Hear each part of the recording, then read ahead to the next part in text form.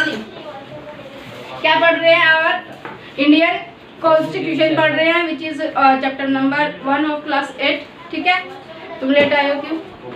चलो जी, क्या करेंगे कि जैसे जस्ट लाइक हम फुटबॉल खेल रहे हैं, तुम लोग क्या करते हो? फुटबॉल खेलते हो। तो क्या होता है, फुटबॉल में जो हमारी बॉल होती है उसको हिट करना होता है, लेकिन बाय फुट, हैंड से हम उसको हिट नहीं करेंगे, नहीं तो क्या हो जाएगा? फाउल हो जाएगा। क्या हो जाएगा? फाउल हो जाएगा। ठीक है, अगर पैरों से हम खेले जा रहे हैं और अगर तुम्हें कोई कहे कि जी कोई रूल नहीं है, हाथ से खेल लो, सिर मार लो, उसमें घुटना मार लो, पैर मार लो, एल्बो मार लो, ठीक है, कैसे भी हम करो, लेकिन उसको क्या करना है? बॉल से हमें खेलना है। अगर वहाँ पे कुछ भी कोई भी रूल नहीं है तो क्या हम कहेंगे कि कौन सी टीम अच्छी है, कौन सी बेकार है, कौन सी खेलने में अच्छी है, कौन सी खेलने में बेकार है, किसके गोल ज़्यादा हुए, किसके गोल कम हुए, who is one, who is loser. हम कुछ कह पाएंगे इस बारे में? नहीं कह पाएंगे। क्यों? क्योंकि वहाँ पे कोई रूल ही नहीं है। तो जब कोई रूल ही नहीं है तो क्या मजा आएगा खेलने का? नहीं आएगा। जस्ट लाइक क्रिकेट, क्या लेते हैं? क्रिकेट लेते हैं। अब क्रिकेट खेल रहे हैं जी, हमें पता है कि क्रिकेट को कैसे करना होता है। बॉलर थ्रू करता है बॉल को, और क्रिकेट मैन जो बैट्समैन होता है वो क्या करता है? हिट करता है बैट से। वो हिट कर रहा है, वो ऐसे पकड़, वो बंदा बॉल को दे रहा है, वो ऐसे पकड़ के फिर से उसको दे रहा है। तो क्या हम कहेंगे क्रिकेट खेल रहे हैं? क्या कहेंगे? मजाक कर रहे हैं। क्या कर रहे हैं? मजाक कर रहे हो एक दूसरे से। नहीं तो क्या उसमें मजा आएगा खेलने में? विकेट गिर गया, नो प्रॉब्लम फॉर दैट, कोई बात नहीं, कुछ नहीं हुआ, छोड़ो, कोई रूल ही नहीं है। बाउंड्री के बाहर जा रही है, कोई चार तुम्हें रन नहीं मिलेंगे, कैच हो गई बॉल तो कोई आउट नहीं हुआ। क्या कहेंगे? क्या वो एक अच्छी गेम है? अच्छी गेम है वो। उसमें पता चलेगा कि कौन अच्छा खेल रहा है, कौन बेकार खेल रहा है, किसके ज्यादा गोल हुए, किसके ज्यादा रन हुए, किसके नहीं हुए, कौन लूजर है, कौन विनर है, कुछ पता चलेगा इस बात में। जब हम इस तरह से खेलेंगे जहाँ पे रूल हो ही ना कोई, पता चलेगा कुछ? नो मैम, नहीं चलेगा पता। क्या होना चाहिए? रूल होना चाहिए कि नहीं होनी चाहिए? जिस तरह से नहीं होना चाहिए, हाँ, जिस तरह से फुटबॉल में, क्रिकेट में रूल्स होते हैं, क्या होते हैं? रूल्स होते हैं कि भाई अब देखो, जो ओलंपिक में खेलते हैं या फिर इंटरनेशनल खेलते हैं, भारत पाकिस्तान का होता है मैच, तो क्या होते हैं? वहाँ पे रूल्स होते हैं, बट रिटर्न में होते हैं। कैसे होते हैं? रिटर्न में होते हैं। ठीक है, और तुम क्या करते हो? तुम लोग जाते हो पार्क में खेलते हो, पार्क में खेलते खेलते क्या करते हैं? अपने आप से रूल बना देते हो। उस वाले पेड़ से अगर लगी तो आउट, है ना, उस वाले पेड़ से उधर चली गई तो आउट। बाउंड्री तो होती नहीं है, वो कोई फिक्स बाउंड्री नहीं होती, तो वहाँ से अगर उधर चली गई तो आउट, वहाँ से अगर उधर चली गई तो 4 रन, वहाँ से उधर चली गई तो 6 रन। एक तुम्हारा एक फिक्सेशन होता है उस चीज़ का कि भाई ये एरिया यहाँ तक है, ये यहाँ तक है ना। इस तरह से होता है। किसी भी चीज़ को तुम लोग विकेट बना के खड़ा कर देते हो, तुम्हारा बस तो इंसान को बना दो, ठीक है, अगर इसकी आँख पे लगी तो ही विकेट गिरेगा, नहीं तो नहीं गिरेगा। नहीं, चलो, that was part of just like okay. Next आते हैं, तो इनके क्या होते हैं? रूल्स होते हैं, जो कुछ लिखे हुए होते हैं, कुछ रिटर्न में होते हैं, कुछ रिटर्न में नहीं होते। लेकिन अगर हम बात करें कॉन्स्टिट्यूशन की, तो वो क्या है? पूरा डॉक्यूमेंट रिटर्न में है। ठीक है, लार्जेस्ट डॉक्यूमेंट जो है, लार्जेस्ट जो कॉन्स्टिट्यूशन है वर्ल्ड का, वो कौन सा है? इंडिया का कॉन्स्टिट्यूशन है। ठीक है, किसका है? इंडिया का। तो कुछ पार्ट्स कहीं से इसमें लिए गए हैं। ठीक है, कुछ पार्ट्स, जैसे कि कुछ पार्ट्स किसी देश से ले लिया, कुछ पार्ट किसी देश से ले लिया, इस तरह से अलग अलग कंट्री से यहाँ पे आए हैं, और कुछ चीज़ें उन्होंने अपने आप से भी बनाई है। जस्ट लाइक कि रूल कौन करेगा, ठीक है, देश को कौन चलाएगा, सरकार कैसे बनेगी, ठीक है, मोनार्की होगी, क्या होगा, या फिर जो इलेक्शन होंगे, बाई इलेक्शन होगा, कैसे होगा। ठीक है, और अभी कितने साल हो गए भाई? 77 ईयर्स हो गए हैं। तो 77 ईयर्स पहले, 76 ईयर्स पहले ऐसे मतलब हो जाएंगे अभी, है ना, अगस्त में। तो 76 ईयर्स पहले ऐसा लिखा गया है उन लोगों ने, जो 300 मेंबर्स थे, जिसमें पंडित जवाहरलाल नेहरू, महात्मा गांधी, मतलब बहुत सारे अच्छे बंदे थे उसके अंदर। तो उन सब ने मिलकर, उन सब की राय उसके अंदर इंक्लूड है हमारे कॉन्स्टिट्यूशन के अंदर। और उसमें क्या किया गया है कि उसके अंदर बहुत सारे रूल्स लगाए गए, जैसे कि फंडामेंटल राइट्स की अगर हम बात करें, तो अभिव्यक्ति की स्वतंत्रता, कि जो चाहे जब चाहे जहाँ चाहे बोल सकता है, लेकिन उससे किसी को ठेस नहीं पहुंचनी चाहिए। दूसरा कि हमें जीवन जीने की स्वतंत्रता, फिर सब समान है कानून की नजरों में, चाहे कोई दलित है, चाहे कोई ऊंची जाति का, चाहे कोई नीची जाति का, चाहे कोई अमीर है गरीब है, किसी के पास आंख है या नहीं है, किसी के पास हाथ है या नहीं है, लेकिन सब क्या है, इक्वल है, सबको समान अधिकार है। ठीक है, तो ये चीज़ हो गई, मतलब कई सारे फंडामेंटल राइट्स हो गए जो हमसे कोई भी नहीं छीन सकता। हम अपनी जान अपने आप से भी नहीं ले सकते, ठीक है, वो भी हमारा मौलिक अधिकार है। देखो क्या है, हमारे कॉन्स्टिट्यूशन में है कि हम आत्महत्या नहीं कर सकते। आत्महत्या करने का प्रयास अगर हमने किया, अगर हम मर गए तो एक अलग बात है, लेकिन अगर हम जिंदा रह गए आत्महत्या का प्रयास करने के बाद, तो हमें जेल हो सकती है कि भाई हाउ कैन यू डाई, तुम अपने आप कैसे मर सकते हो, फिर टाइम आएगा तब मरना, आराम से तसल्ली से मरना फिर। ठीक है, तो ये भी प्रावधान है हमारे कॉन्स्टिट्यूशन के अंदर कि भाई तुम अपने आप से नहीं मर सकते। ठीक है, अपने जान तुम अपने आप से नहीं ले सकते, कोई किसी को गलत वलत नहीं बोल सकता। एक बात अलग है कि देखो इतनी सारी आबादी है भारत के अंदर जिसमें कुछ अनएजुकेटेड पर्सन भी है, और जो एजुकेटेड भी है वो भी अच्छी तरह से नहीं जानते पूरे कॉन्स्टिट्यूशन को। तो इसीलिए जो ये अरे गए नत्थु खैरे होते हैं, इसका फायदा उठा लेते हैं, और क्या होता है, कर रहे हैं कि चल रहे हैं। जिसने लिखा उसको ही पता नहीं होगा। ठीक है, कॉन्स्टिट्यूशन, ठीक है, जिसने लिखा हो तो है ही दुनिया के अंदर। लेकिन तुम भविष्य हो भारत का, that's why you know very well, you must know about the constitution very well. ठीक है, तुम्हें पता होना चाहिए, तो इसलिए चैप्टर को अच्छे से रीड करो तो सब कुछ पता चलेगा। बहुत अच्छी चीज़ है, बहुत अच्छी चीज़ है, इंटरेस्टेड चीज़ है, अगर तुम पढ़ोगे तो अच्छे से तुम्हें समझ में आएगा। ठीक है, चलो आगे चलते हैं, जैसे उसमें चलो आगे उसमें कराते हैं नोट्स में। ठीक है,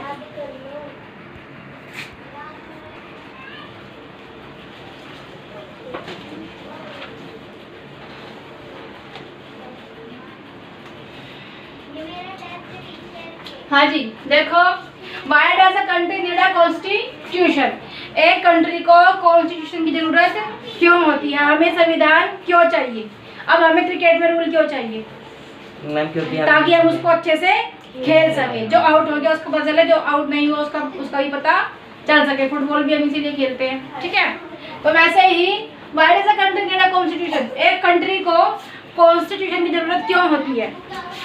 देखो today most countries in world क्या है कि आज के जमाने में, आज के टाइम पे हर एक कंट्री के पास में क्या है, अपना कॉन्स्टिट्यूशन है। क्या है, कॉन्स्टिट्यूशन है, हर एक कंट्री के पास कॉन्स्टिट्यूशन है, चाहे वो डेमोक्रेटिक है, चाहे वो डेमोक्रेटिक नहीं है, मोनार्क है, मोनार्की है, कैसी भी है, तो सबके पास में क्या है, जितनी भी डेमोक्रेटिक, देखो एक बात समझो कि जितनी भी डेमोक्रेटिक कंट्रीज हैं उन सबके पास में क्या है, कॉन्स्टिट्यूशन है। ठीक है, और इट इज नॉट नेसेसरी, लेकिन ये जरूरी भी नहीं है कि जितनी कंट्री के पास में कॉन्स्टिट्यूशन है वो डेमोक्रेटिक ही हो। मैंने तुम्हें कल भी ये बात बताई थी कि जितनी कंट्रीज हमारे पास डेमोक्रेटिक है, जरूरी है कि उनके पास में कॉन्स्टिट्यूशन है। कॉन्स्टिट्यूशन तो हर कंट्री के पास है, जितनी भी कंट्रीज है, लेकिन जरूरी नहीं है कि जिस कंट्री के पास कॉन्स्टिट्यूशन है वो डेमोक्रेटिक हो, ये जरूरी नहीं है। चाइना के पास अपना कॉन्स्टिट्यूशन है लेकिन वो डेमोक्रेटिक नहीं है, पाकिस्तान के पास अपना कॉन्स्टिट्यूशन है लेकिन वो भी एक डेमोक्रेटिक कंट्री नहीं है। ठीक है, वैसे ही बहुत सारी कंट्रीज है जिनके पास में कॉन्स्टिट्यूशन तो है, क्योंकि उसके अकॉर्डिंग क्या है कि एक राजा राज करेगा, एक तो कोई हिटलर आ जाएगा वहाँ पे जर्मनी की तरह, वो रूल करेगा, वहाँ पे तानाशाही करेगा। ठीक है, और डेमोक्रेटिक जहाँ पे है, जस्ट लाइक हमारा देश हो गया भारत, भारत में क्या है, डेमोक्रेटिक है। डेमोक्रेटिक का मतलब क्या होता है, जहाँ पे लोग रूल करते हैं, एक तरह से जनता रूल करती है। देखो लोगों का चुना हुआ नेता, देखो इतने सारे, कितने करोड़ लोग हैं भाई, 130 लगा लो, 130 करोड़, 130 करोड़ लोग हैं भारत के अंदर। अब 130 करोड़ लोगों को बैठा कर तो हम मेजोरिटी में निकला सकते हैं ना, कि भाई किसको चुने, मोदी को या फिर इनको, राहुल गांधी को। This is the example, serious मत लेना उसको, सीरियस मत लेना भाई। देखो ये एक एग्जांपल है कि मोदी को चुनेंगे था या फिर इसको, क्या बोलते हैं, राहुल गांधी को। किसका बनाए प्राइम मिनिस्टर? तो क्या सबको बिठा के इकट्ठा करेंगे हम? हल्ला इतना होगा कुछ समझ ही नहीं आएगा। और पहली बात तो इतनी बड़ी कोई जगह नहीं जहाँ पे सब लोगों को एक साथ में इकट्ठा कर सके, क्योंकि सब अपने बच्चों को भी लेकर अपने साथ में आएंगे। ठीक है, किसी को पानी पीना है, किसी को भूख लगी है, किसी को प्यास लगी है, कोई धूप नहीं बैठ सकता, कोई बीमार है, कैसे इकट्ठा करोगे सब? दैट्स व्हाई क्या होती है? वोटिंग होती है। तो जहाँ पे वोटिंग होती है, वोटिंग करके हम अपने नेता का चुनाव करते हैं। This is called a democratic country. कहाँ? जहाँ पे लोगों के द्वारा एक नेता चुना जाता है जो लोगों की रक्षा करेगा, उनके हित में फैसले लेगा। This is called the democratic country. समझ में आया? नेक्स्ट आते हैं। सबसे पहले ये समझ लो, सबसे ये देख लो कि first is less out certain ideals, मतलब जो हमारे आदर्श है। ठीक है, जो हमारे आदर्श है, which is on the kind country that we as citizens aspire to live in, कि देश के अंदर देश के नागरिक किस तरह से रहना चाहते हैं। ठीक है, कि वो कंट्री, उस कंट्री को बनाना, कि उस देखो जैसे भारत के अंदर बहुत सारे अलग अलग रिलीजन के लोग रहते हैं, सब अलग अलग लैंग्वेजेस बोलते हैं। तमिल में, केरल में, इधर आ जाओ सेवन सिस्टर मणिपुर नागालैंड वगैरह में। ठीक है, इधर आ जाओ मध्य प्रदेश में आ जाओ, महाराष्ट्र में आ जाओ, सब अलग अलग कल्चर है सबका, अलग अलग धर्म के लोग हैं, अलग अलग लैंग्वेजेस बोलते हैं, अलग अलग रूल। मतलब इस तरह से बनाया गया कॉन्स्टिट्यूशन को कि सब लोग यूनिटी में रहे। इतने अलग अलग होने के बाद भी सब लोग क्या रहे? यूनिटी में रहे। ठीक है, तो क्या किया गया कि जब हमारा भारत का नक्शा है उसको दिखाएंगे तब बताएंगे। अभी ऐसे ही समझ लो कि जो भारत अखंड भारत था उस टाइम में क्या था? पाकिस्तान और अफगानिस्तान भारत में मिला हुआ था। ठीक है, तो जब अंग्रेजों ने मतलब भारत को छोड़ने के लिए तैयार हो गए अंग्रेज, तो उस टाइम पे क्या हुआ कि जो 28 जो अलग अलग राज्य हैं, इन सबको एक बनाने के लिए जिम्मेदारी किसको दी गई थी? सरदार वल्लभ भाई पटेल को। किसको दी गई थी?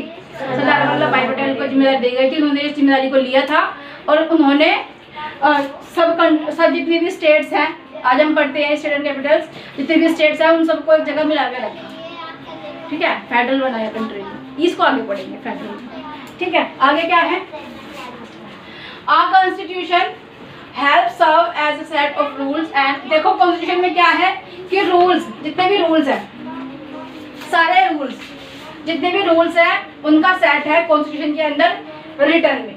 ठीक है, डॉक्यूमेंट है रिटर्न में, जो हमारे प्रिंसिपल सिद्धांत and that all persons in the country are can agree upon that. जैसे कि मैंने अभी बताया कि जिस तरह से अलग अलग कल्चर के लोग अलग अलग लैंग्वेजेस बोलते हैं, अलग अलग रिलीजन के लोग यहाँ पे रहते हैं। ठीक है, अलग अलग कल्चर को फॉलो करते हैं, उनकी अलग अलग संस्कृति है, तो उन सबको कैसे हम यूनिटी में रखें, इस चीज़ के लिए क्या किया गया कि कंट्री को कैसे गवर्न करेंगे। अलग अलग यूनिटी के लोग हैं, अलग अलग रिलीजन के लोग हैं, तो अलग अलग रिलीजन के लोगों को तो हम यहाँ पे बनाएंगे नहीं प्रधानमंत्री। ठीक है, तो कैसे गवर्न होगी, मतलब देश को हम चलाएंगे कैसे, उन सब के बारे में कहाँ पे लिखा गया है? कॉन्स्टिट्यूशन में लिखा गया है। कहाँ पे लिखा गया है? कॉन्स्टिट्यूशन में लिखा गया है। ठीक है, चलो आगे देखते हैं। हाँ जी, next is this includes not only the type of government but also an agreement on certain ideas that they all believe the country should uphold, कि कैसे हम अपनी अगेन वही चीज़ की कैसे हम अपनी गवर्नमेंट कैसी होनी चाहिए जो हमारे देश को अपहोल्ड करे, उसको गवर्न करे अच्छे से। ठीक है, सारे संप्रदाय समुदाय को लेके ऐसे कानून नियम बनाए जाए ताकि किसी को भी कोई प्रॉब्लम ना हो, सब उसको इजीली फॉलो कर सके। Okay, next is let's try and understand what we mean by this to. देखो इसके अंदर क्या लिया जाएगा अभी। देखो जैसे नेपाल है, इसमें किसका एग्जांपल दिया है भाई? नेपाल का एग्जांपल दिया है। जो नेपाल है, नेपाल क्या कर रहा है? नेपाल के अंदर क्या हुआ कि देखो सरकार कैसी हो, इसमें पहले इसको समझ लो, तुम कैसे मुंह बना रहे हो। सरकार कैसी होनी चाहिए, कौन इलेक्शन करेगा, कौन किसको कैसे चूज करेगा, कैसा हमारा जो गवर्नमेंट होगी वो कैसी होगी, बाई इलेक्शन होगी, मोनार्क होगी या फिर हिटलर होगी जैसे जर्मनी में थी, इस तरह से। ठीक है, तो ये सब होगा। क्या प्रॉब्लम है? क्यों लिख रहे हो भाई? अभी मत लिखो, बाद में लिख लेना। ठीक है, अच्छा लगता है कि बोलती हूँ इस तरह से तुम्हें मैं? अच्छा लगता है, इसको अच्छा लगता है भाई, देख लो। जैसे हमारे फंडामेंटल राइट्स कौन कौन से हैं, ये सब चीज़ें इसके अंदर आ जाती है। ठीक है, let us try and understand what we mean by this to contrasting situations in the secret history of Nepal's country that borders India on the north। तो क्या होता है कि जो नेपाल है यहाँ पे है, जिसकी राजधानी क्या है, काठमांडू है, तो किस किस से मिल रहा है भाई, उत्तराखंड से, उत्तर प्रदेश, कौन कौन किस किस के हाथों में बॉर्डर शेयर कर रहा है बताओ, उत्तर प्रदेश, बिहार, उत्तराखंड, ठीक है, सिक्किम इन सबसे क्या कर रहा है, अपने बॉर्डर को शेयर कर रहा है, क्या कर रहा है, अपने बॉर्डर में क्या कर रहा है भाई, शेयर कर रहा है। और जो एसएसबी है, एसएसबी वहाँ पे क्या है, फोर्स है, तो वो क्या कर रहा है वहाँ पे, एसएसबी इस बॉर्डर की को प्रोटेक्ट करता है, ठीक है, एसएसबी है, हाँ ठीक है। अब people's movement in Nepal force awarded, तो यहाँ पे भी क्या था, पहले मोनार्क था, राजतंत्र था, ठीक है, तो क्या किया लोगों ने, लड़ना स्टार्ट किया, जस्ट लाइक फ्रांसीसी क्रांति, ठीक है, फ्रेंच रिवॉल्यूशन में जैसे हुआ था वैसे यहाँ पे भी उन्होंने शुरू किया। तो बाद में क्या हुआ कि वहाँ पे क्या आ गई, डेमोक्रेसी आ गई, क्या आ गई भाई, डेमोक्रेसी आ गई। देखो, अब people's movement in Nepal for several decades to establish democracy and in 2006 कब, देखो नेपाल का जो कॉन्स्टिट्यूशन था पिछले वाला, उसको उन्होंने हटा दिया और अडॉप्ट किया एक नया कॉन्स्टिट्यूशन 1990 को, ठीक है,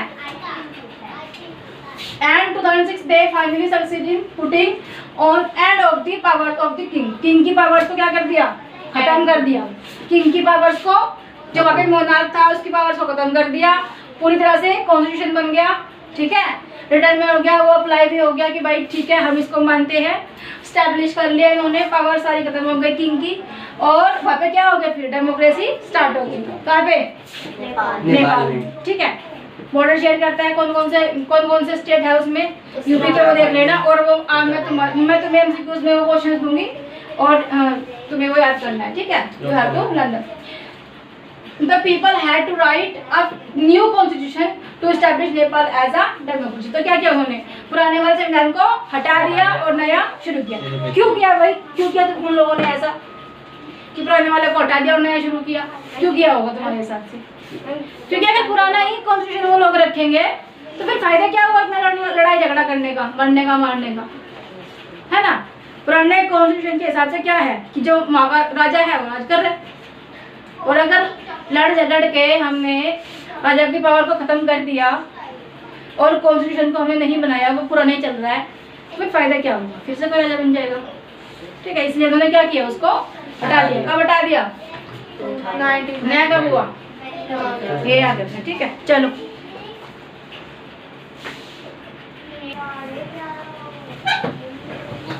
देखो भाई,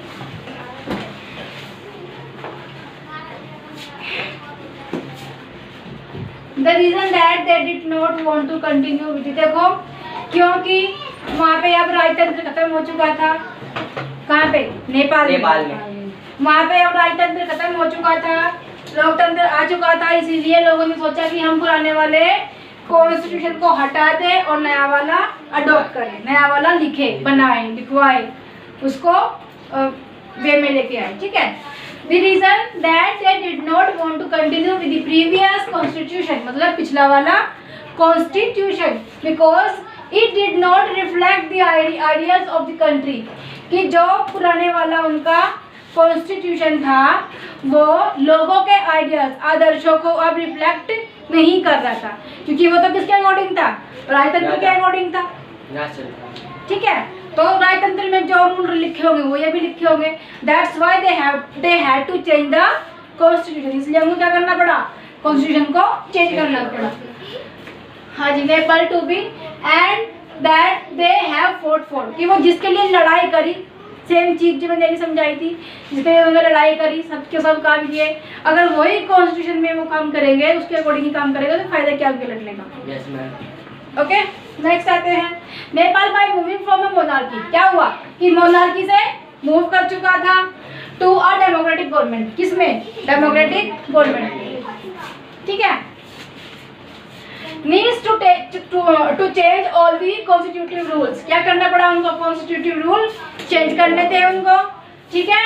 और in order to usher in the new society की न्यू सोसाइटी हमारी गवर्नमेंट कैसे चलेगी, हमारा देश कैसे चलेगा, कैसी हमारी गवर्नमेंट होनी चाहिए, बाय इलेक्टेड बाय पीपल होनी चाहिए, मतलब क्या होना चाहिए उसके अंदर, वो सब रूल्स उसके अंदर इंक्लूड किए जाएंगे। किसके अंदर? कॉन्स्टिट्यूशन के अंदर। Very good. This is why the people of Nepal adopted a new constitution for the century. कब? Country in 2015। तो कब कर लिया? 2015 में उसको अडॉप्ट कर लिया। ठीक है, नेक्स्ट आते हैं। The caption alongside elaborates Nepal struggle for democracy. Same वही चीज कि डेमोक्रेसी को उन्होंने ले लिया क्योंकि उन्होंने वो ज़्यादा स्ट्रगल किया था उसके लिए। फिर the second important purpose a constitution is a define the nature of a countries politics, कि भाई पॉलिटिक्स कैसी हो वहाँ की। ठीक है, जो पॉलिटिक्स है वो कैसी हो, जो राजनीति है वो कैसी हो। ओके, उसके लिए। ठीक है, अब for example Nepal's earlier constitution started that the country was to be ruled by king and his council for ministers. जो पहला वाला उनका था कॉन्स्टिट्यूशन, उसके अकॉर्डिंग क्या था कि एक राजा था जो राज कर रहा था, उसको सलाह कौन दे रहा था? उसके मिनिस्टर्स थे ले गए, उसके अकॉर्डिंग वो पूरा देश चल रहा था उनका नेपाल। ये सब नेपाल के अंदर हो रहा था। समझ में आया? Yes ma'am. नेपाल के इसमें कई सारे उदाहरण दिए गए हैं चैप्टर के अंदर, कई सारे एग्जाम्पल्स दिए गए हैं, लेकिन मैं बस इतने कराऊंगी, बाकी आगे बढ़ जाएंगे फिर नेक्स्ट टॉपिक के साथ, बट कल। ठीक है, नेक्स्ट वीडियो में।